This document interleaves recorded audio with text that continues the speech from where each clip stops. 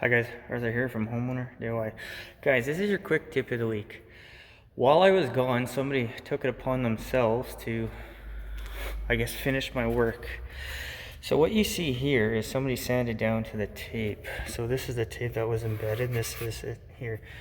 Guys, drywall is meant to be white. So they have sanded through the actual white paper. So we see a little bit of it there. You see a little bit of it there.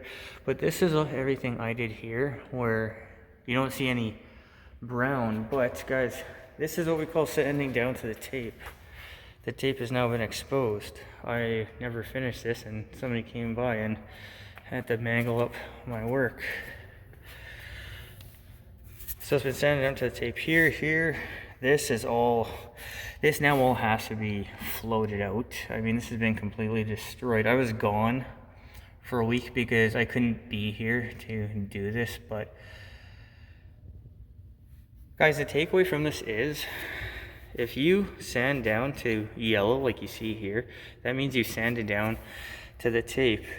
Now, if you paint over this, you will see it.